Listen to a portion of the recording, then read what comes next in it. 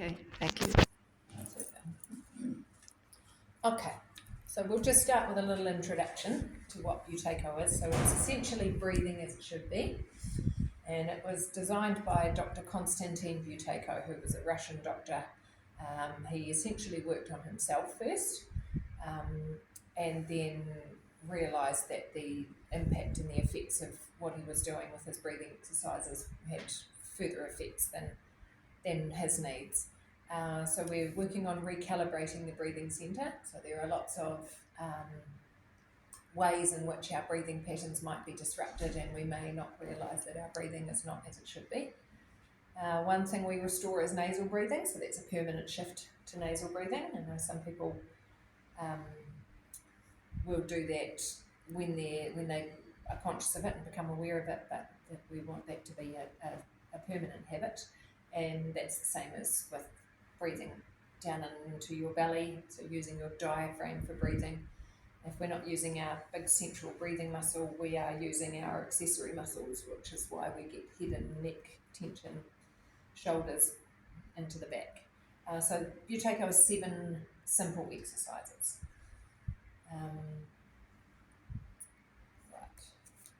Okay, so I've got a slide in front of me that's talking about why I would need Buteyko. So we are restoring sleep. I know that Stuart's talked about the fact that a lot of people are experiencing disrupted sleep or lack of sleep, which is therefore restoring our mood and energy. Asthma, which is the reason I got into Buteyko in the first place. So my son was an asthma sufferer as a child, and we learned the Buteyko technique as soon as he was able to be a client, so hit 5 years old, and our visits to A&E stopped. So we had no more massive asthma attacks, and the times that he did suffer from asthma, he had very sudden onset asthma, so he didn't experience a mild tight chest. His was straight into dizzy and then full out panic. So he rescued himself a good few times along the course of his life. One particular incident at intermediate where he things could have gone seriously different if he didn't know Buteyko exercises and what to do. So we look at helping things like rhinitis, so that's just your allergies, inflammation in your breathing apparatus, digestive issues, sleep apnea. Sports performance is kind of a flow on as well, but it all really springs back to making sure your everyday breathing is functional so that we can then be a better version of ourselves. Looking at people, helping people with frequent colds and infections and chronic fatigues in there as well. So signs of dysfunctional breathing, people may not know they have dysfunctional breathing. Mouth breathing is dysfunctional, yawning, throat clearing, tight chest, nose blowing, sighing. They're all little habits that we might not realise that we're in. Irregular breathing, breath holding. I've treated, or not treated, but I've helped a few people with who instinctively hold their breath, or they've picked up habits from throughout their life, where they might feel the need to hold their breath. Snoring, no amount of snoring is normal, and there are wide effects to snoring, not just having to sleep in a separate bed. Heavy breathing, waking up tired, taking big breaths, those are all signs of dysfunctional breathing. Right, so the theory behind Buteyko is that over-breathing, people are breathing too much. So asthmatics, for instance, will breathe 3 times as much as somebody who has normal breathing. Over-breathing causes dysfunctional breathing. So we actually breathe to get rid of excess carbon dioxide. And when we breathe too much, we're reducing our level of carbon dioxide because we still need an adequate amount in our body. And our blood vessels constrict, and hemoglobin doesn't release the oxygen to where it is needed.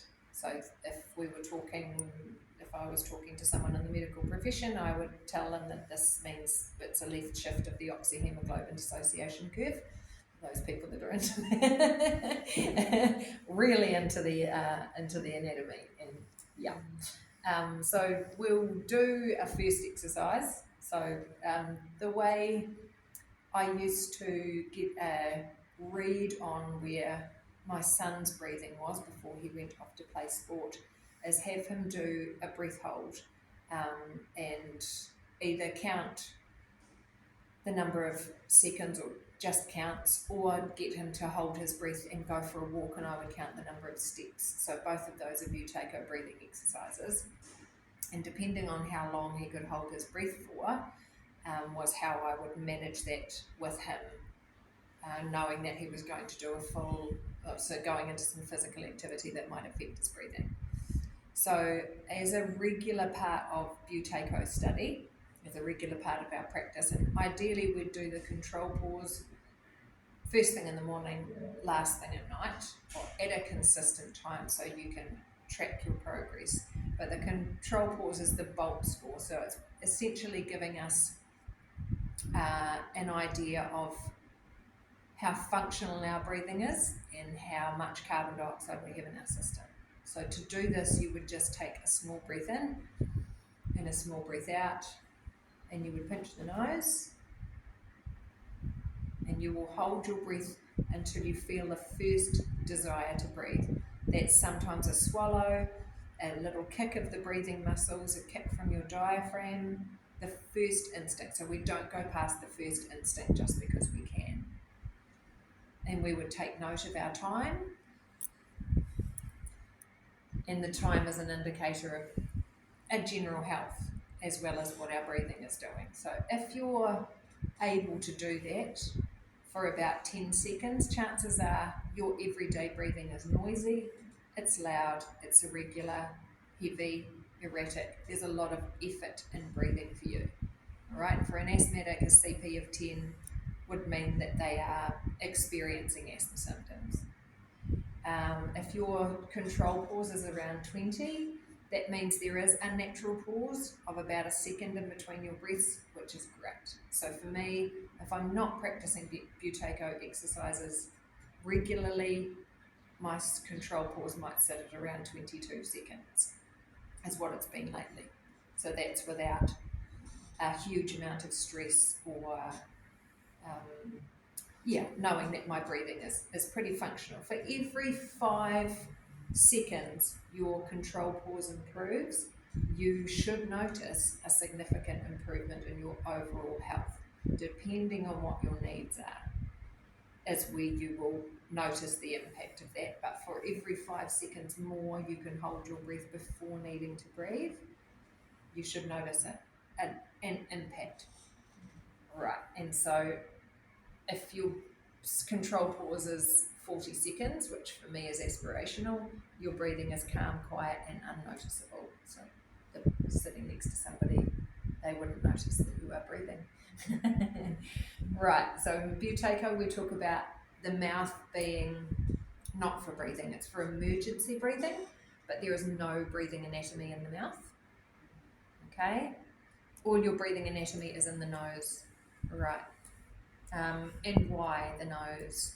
There's a couple of bits of information as to why we need to breathe through the nose. It performs 30 functions, and like anything else in your body, if you're not using it, it will atrophy naturally. So people who complain of chronic rhinitis or just my nose is stuffy all the time, if you stop breathing through your nose, you don't get your nose clear, your nose doesn't remain clear, it will atrophy and it will continue to be stuffy.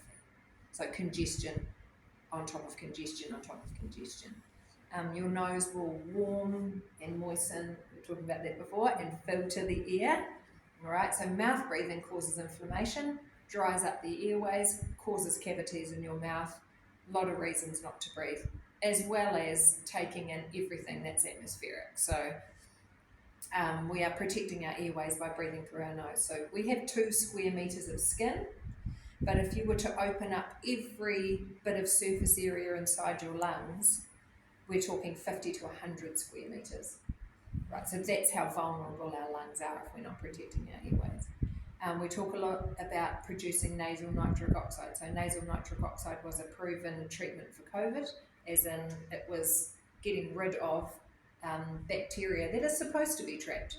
Viruses, bacteria, particles are supposed to be trapped in our nose. Up to 80% of it will be filtered by the functions of our nose. So we have not only the physical barrier of the hair in our nose, but we also have the lymph system, which will flush away a lot of that. And then we're producing nasal